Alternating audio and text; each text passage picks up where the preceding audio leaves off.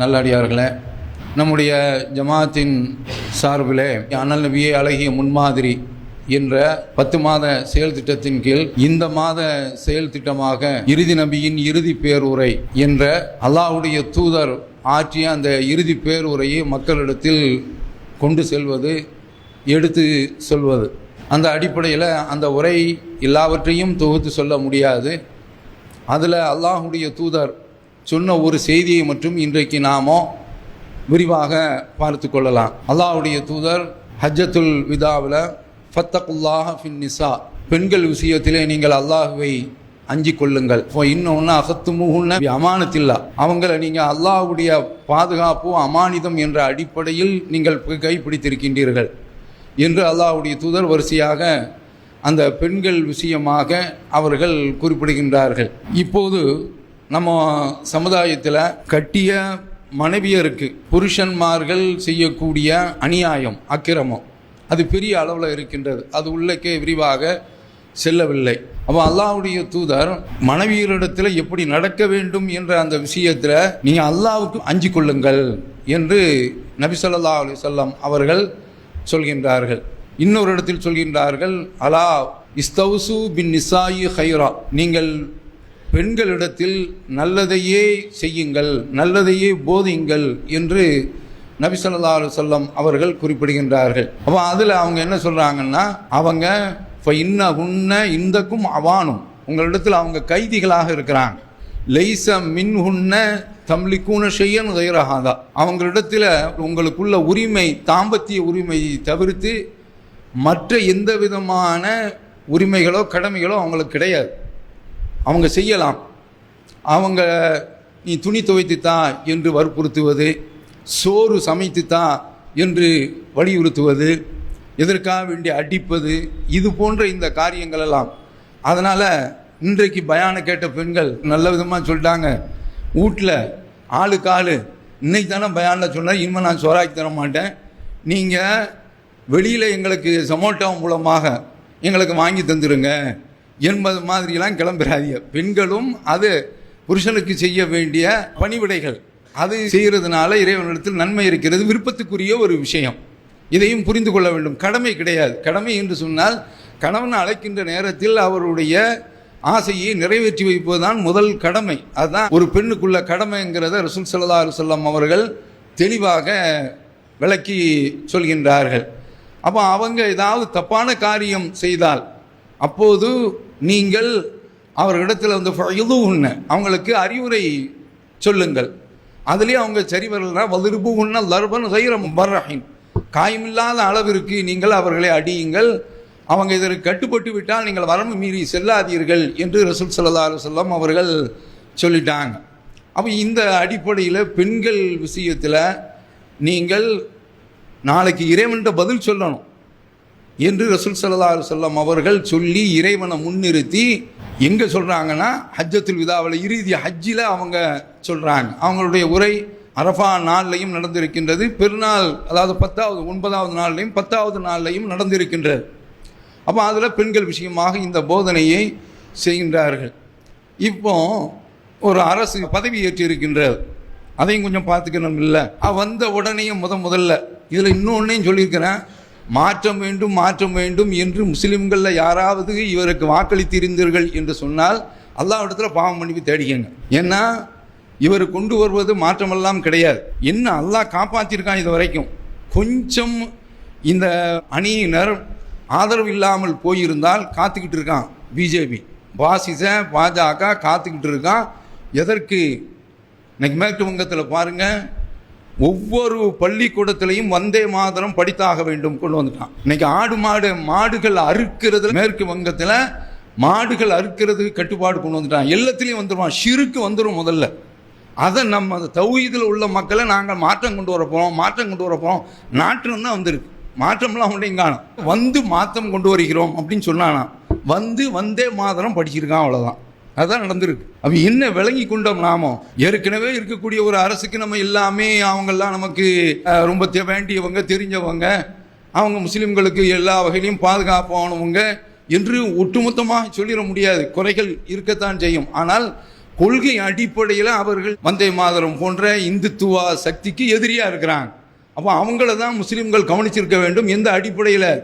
இணை வைப்பு என்ற அடிப்படையில். ஏன்னா வந்தே மாதரம் ஷிருக்கு, அதாவது நொந்தே செத்தாலும் சரிதான் வந்தே மாதரம் படிக்க மாட்டேன் என்பதுதான் ஒரு மூமினுடைய இறை நம்பிக்கையாக இருக்க வேண்டும். அப்படிப்பட்டவர்கள் இது போன்ற இந்த காட்சி அரசியலில் படியாக இருக்கின்றார்கள் என்ற இல்லை. சின்ன பிள்ளைகளோ காதில் கடுக்கு போட்டவனுவோ, இந்த தலையில் இங்கிருந்து இது வரைக்கும் இந்த பக்கத்தில் மேலே வரைக்கும் இது மட்டும் முடியா இருக்குமில்ல அவனுவோ, இந்த ருக்கு செய்துட்டு பைக் ஓட்டுவானுல்ல இந்த கூட்டம், அவனை நினைச்ச மாதிரி கொண்டு வந்துட்டானோ. இதுக்கு என்னென்ன இந்த முகநூல் தான் அவங்களுக்கு கிடைச்சிருக்குது. அப்போ இப்படிப்பட்டவர்கள் இவங்க என்னப்பா மாற்றம் கொண்டு வராங்க அப்படின்னு கேட்டால் அதில் எழுதும்போது குறிப்பிடுகின்றான் பெண்களுக்கு பாதுகாப்பு இல்லை என்று அதை குறிப்பிடுறான். அதனால தான் வந்த உடனே 3 கையெழுத்தில் ஒரு கையெழுத்து என்னவென்றால் சிங்கப்பெண் சிறப்பு அதிரடிப்படை என்று இந்த ஒரு படைக்கு கையெழுத்து போட்டிருக்கிறார்கள். அடுத்தது மாநிலம் எங்கும் போதை மருந்து கட்டுப்பாடு அலகுகள் யூனிட்டுகளை கொண்டு வர வேண்டும் என்று கொண்டு வந்திருக்கிறார். இந்த ரெண்டையும் சொல்வதற்கு இவருக்கு அருகதை கிடையாது. ஏனென்றால் இன்றைக்கு சினிமா படம் தான் ஆபாசத்திற்கு அத்தனைக்கும் அடித்தளமாக இருக்கின்றது. நடக்கக்கூடிய அந்த விபச்சாரம் எல்லாம் எதனால் வருது? சினிமா தான். எங்கேயாவது நீங்கள் பார்த்துருக்கீங்களா? கணவன் மனைவி அவங்க படுக்கறைக்குள்ளே போகிறாங்கன்னா அந்த காட்சிகள் எல்லாம் வெளியில் தெரியுமா? கிடையாது. இந்த சினிமா படத்தில் அதை காட்டுறான். அல்லாஹு அக்பர் சொல்லி மாளாத அவ்வளவு ஆபாசம். இந்த காரியத்தை எது செய்கின்றது என்றால் திரைப்படம் தான் செய்கின்றது. அவ்வளவு மோசமான ஆபாசமான வக்கிரமான காட்சிகள். இதில் ரொம்ப கொடுமை என்னன்னா, தகப்பக்காரன் பெண்ணோட கிடந்து படுக்கறையில் புரள்றான். அதை பையன் உட்காந்து எங்க அப்பா இந்த மாதிரி நடிச்சுக்கிட்டு இருக்காரு, அவர் இந்த மாதிரியான காட்சியில ஆடிக்கிட்டு இருக்காரு, பாடிக்கிட்டு இருக்காரு, சேர்த்து கட்டிக்கிட்டு இருக்காரு. அல்லாஹு அக்பர். ஒரு மூமின் இதை சகிக்கவே முடியாது. அவங்க அதை சாதாரணமா எடுத்துக்கிறாங்க. அவன் ஒரு பெண்ணோட ஆடிக்கிட்டு இருக்கிறது, அந்த பெண்ணு இவனை தவறான பாதைக்கு இந்த கதாநாயகனை கூப்பிடுறது, அல்லது இந்த கதாநாயகன் அந்த பெண்ணை கூப்பிடுறது. இவங்களுக்கெல்லாம் பிள்ளைகள் இருக்கிறானோ, பேர பிள்ளைகள் இருக்கிறானோ. என்னடா இது, ரத்தம் சூடேறாதா, கொதிக்காதா?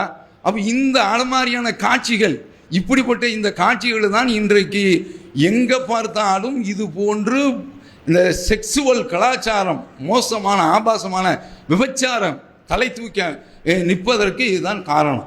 ஹைதராபாத்தில் ஆணையர் கமிஷனர் புதுசாக பொறுப்பேற்றிருக்கிறாங்க. ஒரு 3 நாளைக்கு முந்தி வந்த பத்திரிகையில் இங்கே பார்த்துருக்கலாம். அவங்க என்ன செய்கிறாங்கன்னா 12:30 மணிக்கு மறைவான ஆடைனா காவல்துறை ட்ரெஸ்ஸில் கிடையாது, அந்த ஆடை அணிச்சிட்டு வரல. போலீஸுக்குன்னு சில ட்ரெஸ்கள்லாம் இருக்கலாம். அதை பார்த்தா அவன் பைக்கு வந்து என்ன சொன்னால் ஹெல்மெட்டு கொண்டு வர மாட்டான், அடித்து திரிச்சு இந்த பக்கமாக ஓடுவான். புரியுதா?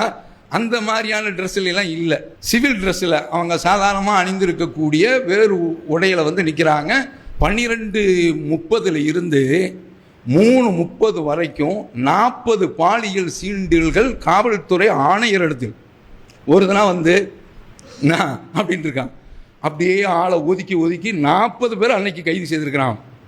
மாப்பிள்ளை இங்கே வாங்க, உங்களுக்கு இதுதானே தேவை அப்படின்னு சொல்லிட்டு. அதில் மாணவர்கள் அதிகமாக, அதில் மது அறிந்து விட்டு கஞ்சா அடிச்சுட்டு வந்து இப்படிப்பட்ட அளவில் 40 பேருக்கு வந்துருக்காங்க. காலையில் அப்பமார்கள்லாம் கூப்பிட்டு இந்த மாதிரி இவன் சேட்டை பண்ணிக்கிட்டு இருக்கிறானோ என்று சொல்லி எச்சரித்து வழக்கு பதிவு செய்திருக்கிறாங்க. நடக்குமா இதெல்லாம்? போதை ஒழிப்பு, சிங்க பெண் அதிரடிப்படை, தலைகீழ நின்றாலும் நடக்காது. அந்த ஆள் ஆட்சிக்கு வந்தார எத்தனையோ ஏமாற்று வார்த்தைகள், போலி வார்த்தைகள், நாடகங்கள், கபட நாடகம், அதுல இது ஒன்று. நடக்குமா இதெல்லாம்? இதற்கு என்று ஒரு அடிப்படை வேண்டும். ஒருபோதும் இது மாதிரியான காரியத்தை எல்லாம் செய்ய முடியாது. மதுவையும் போதை பொருளையும் ஒழிக்க முடியாது. என்ன கேட்டா நடிச்சுக்கிட்டே இருக்கிறாங்க. நடிச்சுக்கிட்டு இருக்கும்போது திடீர்னு படத்தில் முதலமைச்சராக நடிக்கிறானோ, நடிச்சோன்னா உண்மையிலேயே முதலமைச்சராக ஆகணும் ஆசை வந்துடுது. அப்போ என்ன செய்யறான்னா ஒரு கொள்கையை உருவாக்குறான். அதுக்கு தக்க கொள்கைக்கு தக்க நாம் வருவோம் அப்படிங்கிறதெல்லாம் கிடையாது. அப்போ நம்ம இப்போ இந்த கட்சிகள்லாம் இருக்குது. அப்போ நம்ம என்ன கொள்கை உருவாக்குறது? அப்போ இந்த மாதிரி சிங்கப்பெண் சிறப்பு படை பாதுகாவல் என்று சொல்லி இப்படி கிளம்புறது, போதையை ஒழிக்கிறது, அதெல்லாம் நடக்கக்கூடிய காரியமே கிடையாது. இது ஒரு ஏமாற்று வார்த்தை என்பதை புரிந்து கொள்ள வேண்டும். அப்ப இத மாதிரி எத்தனை பேர்கள் பெண்களிடத்துல பாலியல் சீண்டல்கள், அவ்வளவு அநியாயம் அக்கிரமம். இதுக்கு சினிமா தான் காரணமா இருக்குது. முதல்ல ஒழிக்கணுமான சினிமா ஒழிச்சிட்டான்னு வைங்க, நாட்டில் 2 விஷயம் தானாவே போயிடும். ஒன்றும் விபச்சாரம் போயிடும், மது கலாச்சாரமும் போயிடும். இதையெல்லாம் மிக அதிகமான அளவில் தூக்கி காட்டுறது திரைப்படங்கள் தான். அந்த திரைப்படங்கள்னால தான் அவனுக்கு என்ன செய்யறான்னா காதல் கடிதம் கொடுக்கறது எப்படின்னு காட்டுறான். இந்த பையனுக்கு இது இந்த மாதிரி இவனோல்ட்டையும் அது மாதிரியான சேட்டைகள்லாம் இருக்கும் பசங்களுக்கு, பருவ இது பையங்களுக்கு. சினிமா படத்தில் என்ன செய்யறான்னா அப்படி இப்படிலாம் காட்டலாம், இப்படிலாம் கொடுக்கலாம், இப்படிலாம் கொடுக்கலாம் என்று சொன்னோன்னா அதை அப்படியே செயல்பாட்டுக்கு எடுக்கலாம். இதுதான் இதில் இருந்து எல்லா வகையான தீமைகளும் இதில் தான் இந்த திரைப்படத்தினால்தான் உருவாகின்றது என்பதை புரிந்து கொள்ள வேண்டும். அதனால் நான் பெண்கள் விஷயத்தில் சரியாக பண்ணிடுவோம் அப்படிங்கிறதெல்லாம் கிடையாது. இன்னொரு விஷயம் என்னன்னு கேட்டால், யார் ஆட்சிக்கு இன்றைக்கு தலைமை பொறுப்பு பெற்றிருக்கிறாரோ அவரே போதையில் மூழ்கி போயிருக்கக்கூடியவர். நடக்குமா அதெல்லாம்? செயல்படுத்த முடியுமா அதெல்லாம்? நடக்காது.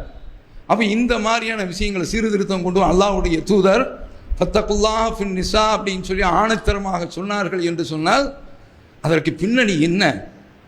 ஏகத்துவ கொள்கையை மக்களிடத்தில் பதிவு செய்தாங்க. அப்போ ஒரு கட்டத்தில் நபி ஸல்லல்லாஹு அலைஹி வஸல்லம் அவர்கள் மதீனாவில் இருந்து கொண்டு இருக்கின்ற பொழுது அவங்களிடத்துல அதி இப்னு ஹாத்தம் உட்கார்ந்து இருக்கிறாங்க. 2 பேர் வர்றாங்க. ஒருவர் அல்லாஹ்வுடைய தூதர் இடத்துல சொல்றாங்க, வழிப்பறி நிறைய நடக்குது என்று ரசூலுல்லாஹ்ட்ட முறையிடுறாங்க. இன்னொருவர் வர்றாங்க, வறுமை தாண்டவமாடுது என்று சொல்றாங்க. அப்படி சொல்லும்போது ரசூல் ஸல்லல்லாஹு அலைஹி வஸல்லம் அவர்கள் அதி இப்னு ஹாத்தமை பார்த்து சொல்றாங்களா, அதுல ஒரு அர்த்தம் இருக்கின்றது. யா அதியே, உனக்கு ஹிராவை பத்தி தெரியுமா என்று கேட்கிறாங்க. அப்போ அவர் சொல்றாரு, அல்லாஹ்வுடைய தூதரே, எனக்கு அதை பத்தி தெரியாது, ஆனால் எனக்கு அது என்ன அப்படிங்கறத பத்தி சொல்லப்பட்டிருக்கிறது என்று சொன்ன உடனே அவர் ரசூல் ஸல்லல்லாஹு அலைஹி வஸல்லம் அவர்கள் சொல்றாங்க, லா தரையின்னல் லஈனத மினல் ஹீரா என்ற அந்த ஊர்ல இருந்து ஒரு ஆயிரக்கணக்கான கிலோமீட்டர்கள் இருக்கும். அந்த பெண் அங்கிருந்து தன்னந்தினியாக வருவாள்.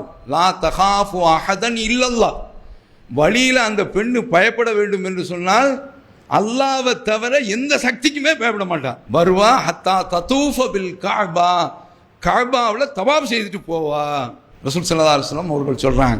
அதற்கடுத்து அதிட்ட ரசூல் ஸல்லல்லாஹு அலைஹி வஸல்லம் அவர்கள் சொல்றாங்க, லதுஃப்தஹன்ன குனூசு கிஸ்ராவுடைய பொக்கிஷங்கள் வெற்றி கொள்ளப்படும். இன்றைக்கு ஈரான் இருக்கின்றது, அன்றைக்கு பாரசீகம். அன்றைக்கு வல்லரசாக இருந்தது 2 அரசாங்கங்கள், ஒன்று ரோமாபுரி கிறிஸ்துவ சாம்ராஜ்யம், இன்னொன்று பாரசீகம். அவை இவங்க நெருப்பு வழங்கிகள். இந்த 2 சக்தி தான் இன்றைக்கு சூப்பர் பவர்களாக இருந்தன. அப்ப ரசூலுல்லாஹ் சொல்றாங்க, லதுஃப்தஹன்ன குனூசு கிஸ்ராவுடைய பொக்கிஷங்கள் வெற்றி கொள்ளப்படும் அப்படின்ன உடனே இவங்க விளக்கத்திற்காக வேண்டி கேட்குறாங்க, அல்லாஹ்வுடைய தூதரே, கிஸ்ரா பின் ஹுர்முஸுடைய மகன் கிஸ்ராவா அப்படின்னு கேட்குறாங்க. இன்னைக்கு ஹுர்முஸ் அப்படிங்கிறது இருக்க எல்லாத்துக்குமே தெரியும். நம்ம வீட்டில் உள்ள அடுப்புங்கரையில் உள்ள பெண்களுக்கு ஏன்னா அங்கே ஹுர்முஸ் ஜலஜந்தியை அடைச்ச உடனே இன்னைக்கு எல்லார் வீட்லேயும் கேஸு கிடைக்க மாட்டேங்குது, ரேட்டு அதிகம். அப்போ எல்லாருக்குமே தெரியுது ஹுர்முஸ் என்று சொன்னால் அன்றைக்கு பாரசீக மன்னவர்களில் உள்ளவங்க. அப்போ அந்த ஹுர்முஸுடைய மகனா என்று கேட்குறாங்க. ஆமாம் என்று. அவன் அதில் அதி ரசூலுல்லாஹ்வுடைய சபையில் இத்தனை பேர் இருக்கிறாங்க, ஆனால் அதியை பார்த்து சொன்னதில் ஒரு அர்த்தம் இருக்கின்றது என்று சொன்னேன். என்னன்னு கேட்டால் அவங்க சொல்கிறாங்க, நான் கண்டேன் ஒரு பெண்ணு ஹிரா என்கிற பகுதியில் இருந்து புறப்பட்டு காபாவில் தன்னந்தனியாக தவாப்பு செய்து விட்டு சென்ற அந்த காட்சியை கண்டேன். இந்த காட்சி தான், இதுதான் ஆட்சி.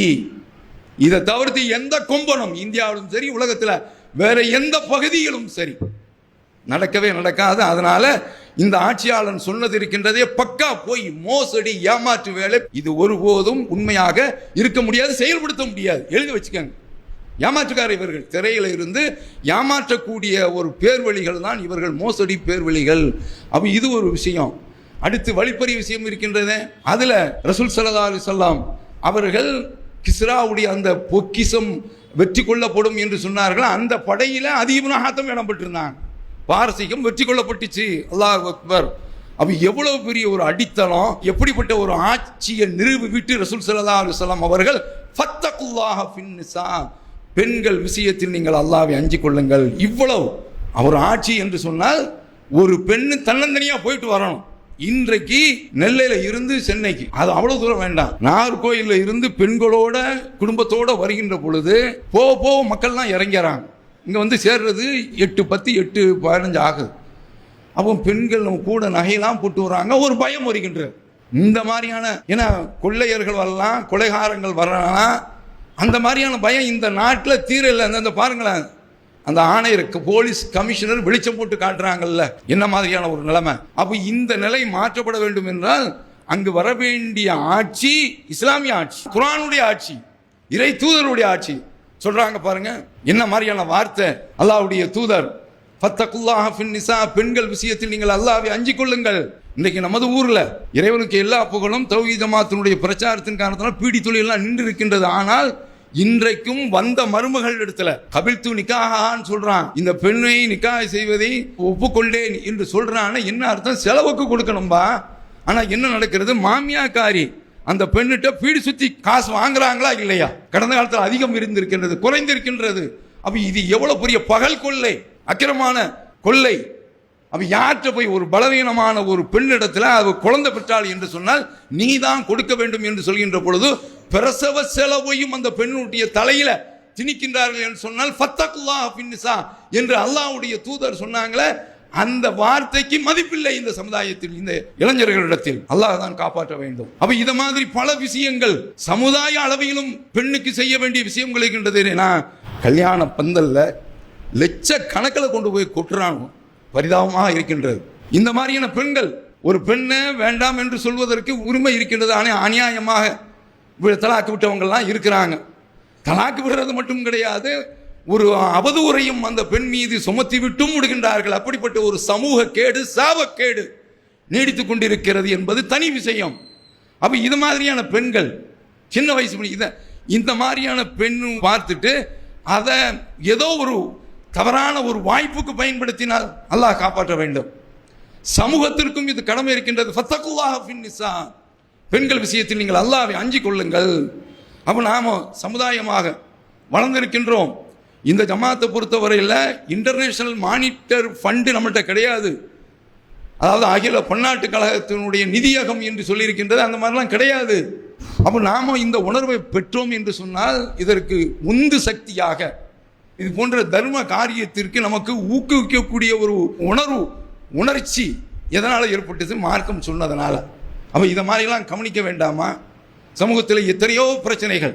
அதில் ஒரு பிரச்சனை சமீபத்தில் பத்திரிகையில் வந்த ஒரு செய்தி. இதெல்லாம் தீர்க்கணுங்க. இந்தியாவால் நடக்காது, முடியவே முடியாது. ஒரு பெண்ணு 2 குழந்தைகள், அந்த பிள்ளைகளை படிக்க வைக்கிறதுக்காக வேண்டி அந்த பெண் என்ன செய்யறான்னா வீடு வீடா போய் பாத்திரம் கழுவுறா. என்னதான் இலவச கல்வி இருந்தாலும் கல்விக்கென்று சில செலவு பெண்கள் மீது வந்து விழுகின்றது. புருஷக்காரன் யார் என்றால் குடிக்காரன். ஒரு தடவை குடிச்சிட்டு வந்து அந்த பெண்ணிட்ட குடிக்கிறதுக்கு காசு கேட்கறான். அப்படி கேட்கின்ற பொழுது எங்கிட்ட காசு இல்லை, இன்றைக்கு எதுவுமே கிடைக்கல, அதாவது உழைத்து ஓடாய் தேய்ந்து போய் பாத்திரம் கழுவி அப்படி சம்பாதிக்கிறாங்க. வீடு வீடா போய் இந்த பாவி வந்து காசு கேட்குறான். அப்படி கேட்கும்போது எத்தனை இடத்துல எத்தனை பேர்கிட்ட நீ போயிட்டு வர என்பது போன்று ஒரு வார்த்தையை கேட்குறான். துடிச்சிட்டான் அந்த பெண்.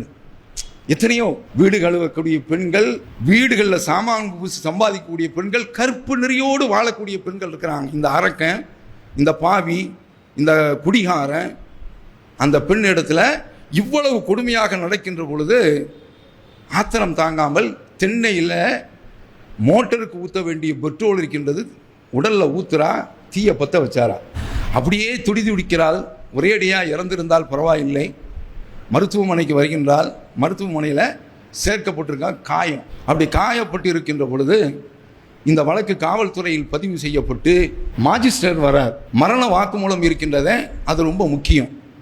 இந்திய அரசியல் அமைப்பு சட்டத்தில் என்ன எழுதி வச்சிருக்காங்கன்னா, கடைசி கட்டத்தில் ஒருத்தன் பொய் சொல்ல மாட்டான், ஒரு நியாயமான பார்வை என்ற அடிப்படையில் அரசாங்கம் பார்க்கின்றது. அப்போ அந்த வாக்குமூலம் ரொம்ப முக்கியம். அப்போ இதற்காக வேண்டி அங்கிருந்து மாஜிஸ்ட்ரேட் வரார். அப்படி வரக்கூடிய அந்த சந்தர்ப்பத்தில் அங்கே துப்புரவு தொழிலாக இருக்கான அவன் என்ன செய்கிறான்னா எச்சரிக்கை கொடுக்குறான். புருஷக்காரன் யாரும் இங்கே இருக்கக்கூடாது, புருஷ மலையில் சம்பந்தப்பட்ட சொந்தக்காரர்கள் மாமனார் இதை விட்டு தள்ளுங்க அப்படின்னு சொல்கிறான். ஏன் தெரியுமா? மரண வாக்குமூலம் கொடுக்கின்ற பொழுது எந்த விதமான இன்ஃப்ளூயன்ஸும், யாருடைய தாக்கமும் மிரட்டலும் இல்லாமல் சிறந்த மனமாக அவங்க வாக்குமூலம் கொடுக்க வேண்டும். அப்போ அப்படி வாக்குமூலம் கொடுக்க பார்க்க இருக்கின்ற பொழுது போலீஸ் நிற்கிறான். போலீஸ் இந்த வார்த்தையை சொல்லலை. போலீஸ் அந்த ஜட்ஜி வரும்பொழுது அதுக்குண்டான மாதிரி தடப்படான்னு சொல்லி சல்யூட் அடிக்கிறது நிற்கிறான தவிர, இது மாதிரியான மரண படுக்கையில் கிடக்கக்கூடியவர்களுடைய வாக்குமூலத்திற்கு பக்கத்தில் அவங்கள்ட்ட தாக்கத்தை ஏற்படுத்தக்கூடிய வகையில் அவங்களுக்கு பாதிப்பை ஏற்படுத்தக்கூடிய வகையில யாரும் நிற்கக்கூடாது என்பதை அந்த காவல்துறையினர் சொல்லவில்லை. ஆனா என்ன நடக்கின்றது என்று சொன்னால், அந்த பெண்ணு அவங்க வந்துகிட்டு இருக்கும்போதே புருஷகாரன் பக்கத்தில் வர்றான். ஸ்டவ் வெடிச்சு செத்தேன்னு சொல்லு. இது நடந்த சம்பவமாகவே இல்லாமல் இருக்கலாம், ஆனால் இது மாதிரியான சம்பவங்கள் நிகழ்கின்றன. நான் தான் காரணம் என்று சொன்னாய், உன்னோட 2 பிள்ளையும் அனாதையா போயிடுவாங்கன்னு சொன்ன உடனே அவன் எழுதுறான், அந்த தாய் இந்த வேதனையிலும் தன்னுடைய பிள்ளைகளுக்குள்ள வாழ்க்கையா அல்லது நாம உண்மையான வாக்குமூலத்தை கொடுத்து புருஷனுக்கு கொடுக்கக்கூடிய தண்டனையா, 2க்கு மத்தியில் முடிவு எடுக்கும் பொழுது தாய் பாசம் மிஞ்சுகின்றது.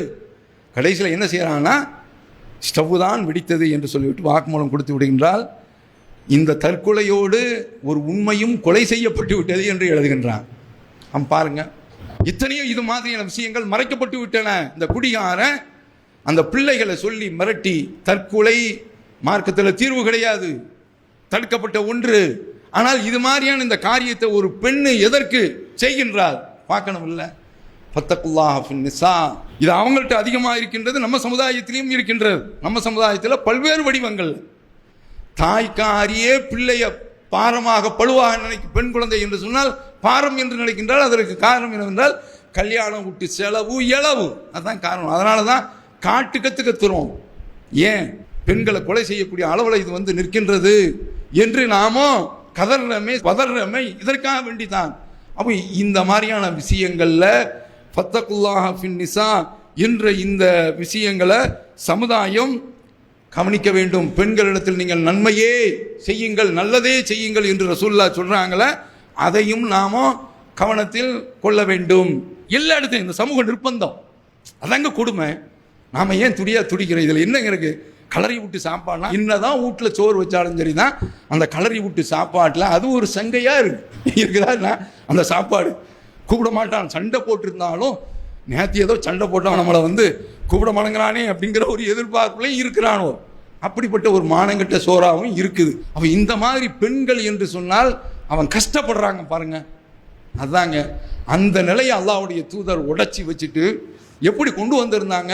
ஹம்ஸா ரலியல்லாஹு அன்ஹு அவர்களுடைய பிள்ளை ஹுதைபியா உடன்படிக்கைக்கு பிறகு யா அம்மி என்னுடைய சிறிய தந்தையை என்று ரசூலுல்லாஹ்விடத்தில் ஓடி வரும்பொழுது 3 பேர்கள் போட்டி போடுறாங்க. அலி ரலியல்லாஹு அன்ஹு அவர்கள் போட்டி போடுறாங்க, அதற்கடுத்து ஜாஃபர் ரலியல்லாஹு அன்ஹு அவர்கள் போட்டி போடுறாங்க. ரசூலுல்லாஹ்ட்ட வளர்ப்பு பிள்ளை என்று சொல்லப்பட்ட அது தடுக்கப்பட்டு விட்டது. ஸைத் இப்னு ஹாரிஸா, நான் அந்த பிள்ளையை வளர்த்துக்கிறேன் என்று சொல்லக்கூடிய அளவில் பெண்களுக்கு பெண்ணியத்திற்கு ஒரு கண்ணியத்தை கொடுத்தாங்களே, அது எதனால? அல்லாஹ்வுடைய தூதர் கொண்டு வந்த ஏகத்துவ கலிமாவினால. அதுதான் சாதிக்க முடியுமே தவிர வேறு எதனாலையும் சாதிக்க முடியாது. அடுத்து இன்னொரு செய்தி, போதையை ஒழிக்கிறேன்னு சொன்னாங்களே, ஒரு காலம் நடக்காது. நீங்க பத்திரிகையில் பாருங்க, 2 நாளைக்கு முந்தி சேலத்தில் 3 மாணவர்களுங்க, எல்லாமே 10க்கு கீழே படிக்கிற பையன், 3 மாணவர்கள், 2 மாணவர்கள், அதுல ஒருத்தன் பீகார்காரன், 3 பேருமே குடிச்சிருக்கிறானோ, இன்னொருதான் +1 படிக்கக்கூடிய அவனும் வர்றான், அவன் பேரு கோகுல். 3 பசங்களும் சேர்ந்து தகராறுல அந்த பையனை கத்தியை வச்சு கொன்னும் முகத்தை சிதைச்சி போட்டுட்டு அந்த பையனை அப்படி செத்த பிரேதத்தை வச்சு பிணத்தை வச்சு வீடியோ எடுக்கிறான், கத்துறானோ. அங்கிருந்த ஆட்கள் பிடிச்சி ஒருதான் ஓடிட்டான். அவன் சமூகத்தில் மறத்து போன உணர்வுங்க. எவ்வளோ பெரிய கொடுமைன்னு பாருங்க. என்ன மாதிரியான ஒரு அக்கிரமம், எப்படிப்பட்ட அக்கிரமம் நாட்டில் அரங்கேறுகிறது. படிக்கக்கூடிய மாணவர்கள் இவன் போதை பொருளை ஒழிக்க முடியுமா? ஒருபோதும். நான் சொல்றேன், டாஸ்மாகினுடைய வரவு என்ன தெரியுமா? ஆண்டுக்கு 50,000 கோடி கஜானாவை தான் நிறைக்கின்றது. 50,000 கோடி. கண்ணப்பன் அவர்கள் தினமணியில் ஒரு கட்டுரை எழுதி எந்த அரசாங்கம் இதை ஒழிக்க போகிறது என்று கேட்கின்றார். என்ன மாதிரியான பார்வன் பாருங்க. 50,000 கோடி கஜானாவில் இதுதான் நிறைக்கின்றது என்று சொன்னால் எவ்வளவு பெரிய ஒரு கொடுமை நாட்டில் அரங்கேறிக்கின்றது. அதை போல இன்னொரு விஷயத்தையும் பார்க்கின்றோம். தாப்பனாரு வெளிநாட்டில் இருக்கிறார், பையன் பொறியியல் பட்டதாரி, அவனிடத்துல 2 சிறப்பு பழக்கம். போதை பொருளை ஒழிக்க போறான்னு சொல்றாருல, ஏற்கனவே மதுவுக்கும் அடிமையாகிருக்கான், கூட 2 பழக்கம் இருக்கணும்ல, கஞ்சா பழக்கமும் இருக்குதான். அப்போ இந்த 2ஐயும் பழக்கமாக கொண்டவன் வீட்டில் காசு கேட்டு பாட்டம் பாட்டின்னு காசு கேட்குறாங்க, இல்லைன்னு சொன்னோன்னா 2 பேரையுமே அடிச்சு கொண்டுட்டான். இன்னைக்கு வந்த செய்தி, அல்லாஹ்வுடைய தூதர் மக்காவுடைய வெற்றில டிக்ளேர் பண்றாங்க, இன்னல்லாஹ ஹர்ரம பையல் ஹம்ர், மது விற்பனையை, இன்னல்லாஹ வ ரசூலஹு, அல்லாஹ்வும் அவனுடைய தூதரும் மது விற்பனையை தடை செய்து விட்டார்கள். செத்த பிணத்தை விற்கிறது, பன்றிய விற்கிறது, சிலைகளை விற்கிறது அல்லாஹ்வும் அவனுடைய தூதரும் தடை செய்து விட்டார்கள். அவன் சஹாபாக்கள் ரசூலுல்லாஹ்ட்ட கேட்ட கேள்விகள் ரொம்ப குறைவுதான். அல்லாஹ்வுடைய தூதரே, அரைத்த ஷுஹூமல் மைத்தா, செத்த பிணத்தினுடைய கொழுப்பை பற்றி நீங்கள் என்ன சொல்கின்றீர்கள் கேட்குறாங்க. ஏன்னா விளக்கம் தெரியணும் இல்லை. இன்னஹா யுத்துலாபிஹி சுஃபுனு, இந்த காலத்தில் மாதிரி நவீன தொழில்நுட்பம் கிடையாது. கப்பலில் தண்ணீர் புகாமல் இருப்பதற்கு இந்த கொழுப்பு எடுத்து தான் கடந்த காலத்தில் பூசி வச்சிருந்தாங்க. அப்போ அதுக்கு பயன்படுத்தப்படுகின்றது. ஓ எஸ்தஸ்பிஹு பிஹின்னாஸ், அதை வச்சு விளக்கு ஏற்றுறாங்க. ஓ இதுகனு பிகில் ஜுலூது, அதை வச்சு தான் தோலை பூசிக்கிறாங்க. இது கூடுமா அப்படின்னு சொன்ன உடனே லா ஹராம் கிடையாது, அது தடுக்கப்பட்டு விட்டது என்று சொல்லிவிட்டு காத்தல் அல்லாஹுல் யஹூத், யூதர்களை அல்லாஹ் சபிப்பானாக. அவங்க என்ன செய்தாங்க தெரியுமா? அவங்களுக்கு அல்லாஹ் தஆலா கொழுப்புகளை, உண்ணத்தக்க பிராணிகளுடைய கொழுப்புகள் அல்லாஹ் தடை செய்திருந்தான். அப்படி தடை செய்த உடனே அந்த கொழுப்பை எடுத்து உருக்கி விற்று அதனால சம்பாதிச்சான். அல்லாஹ் அவனை சபிக்கட்டும் என்று சொல்லி தடை செய்திருக்காங்களே. அவ என்ன பார்க்குறேன்னு சொன்னால், மக்காவுடைய வெற்றி 8ஆம் ஆண்டு நபி ஸல்லல்லாஹு அலைஹி வஸல்லம் அவர்கள் சாராயத்தை விற்கிறத தடை செய்தாங்க. ஆனால் அல்லாஹ்வுக்கு எல்லா புகழும். நம்ம சமுதாய மக்களிடத்தில் குறைகள் இருந்தாலும் கள்ளுக்கடை ஏலம் எடுத்தவன் சாராயம் டாஸ்மாக் ஒரு சிலர் தான் இருக்கான். ரேரஸ்ட், ரொம்ப ரொம்ப அரிதான ஒரு விஷயம். இந்த அச்சம் அவனிடத்தில் குடிகொண்டிருக்கிறார். ஆனால் தான் அவன் என்ன செய்யணும்னா, ஒரு சிலர் விதிவிலக்காக இருக்கலாம் திரையரங்கு நடத்தக்கூடிய அளவில், ஆனால் எல்லாருமே இந்த விஷயத்தில் பயப்படுறான். அப்போ இப்படிப்பட்ட ஒரு மாற்றத்தை கொண்டு வந்தாலே தவிர வேறு எந்த அடிப்படையிலையும் இதுதான் பெண்களை பாதிக்குது. மது தான் பெரும்பாலான வகையில் பெண்களை பாதிக்குது. அப்போ மதுவை ஒழிச்சிட்டா மாது வெளியில் அழகான முறையில் என்ன செய்யலாம், நிம்மதியாக நடமாடலாம். அப்போ இந்த அடிப்படையில் செயல்பட்டால் தானே தவிர பெண்கள் விஷயம் அதை போல 2 உத்தரவு போட்டிருக்கிறாங்கல்ல, இஸ்லாமிய மார்க்க அடிப்படையில் நடந்தால் தானே தவிர இது சாத்தியம் என்பதை இந்த நேரத்தில் தெரிவித்து, நாம நம்ம வீட்டில் வரக்கூடிய மருமகளை அடித்து பார்க்கக்கூடாது. எக்காரணத்தை முன்னிட்டும் மருமக்கள் என்று சொன்னால் அடிமையாக பாத்திரத்தை கொண்டு போய் கொட்டி அவளை போட்டு நைட்டில் பாடாப்படுத்துறது. கடந்த காலத்தில் நான் பார்த்துருக்கேன், 12 மணி வரைக்கும் பீடி சுற்றி தான் மாப்பிள்ளைக்காரனுடைய வீட்டுக்கு மணவரைக்கு அனுப்புவான். அந்த மாதிரி குடும்பம் மேலப்பழத்தில் அரங்கேறிக்கின்றது. அல்லாஹ் தான் காப்பாற்ற வேண்டும். அப்போ இவங்கெல்லாம் நாளைக்கு மஹ்ஷரில் பதில் சொல்லி ஆகணும். சும்மா இறைவன்கிட்ட தப்ப முடியாது. அப்போ இந்த அடிப்படையில் ரசூலுல்லாஹ் சொன்ன அந்த இறுதி பேருரை நம்முடைய இதய அறையில் அது அப்படியே பயன் தரக்கூடிய வகையில் பதிய வேண்டும் என்று கூறி நிறைவு செய்கிறேன். வாஹிரு தாவானா அல்ஹம்துலில்லாஹி ரப்பில் ஆலமீன். அல்லாஹு அக்பர், அல்லாஹு அக்பர்.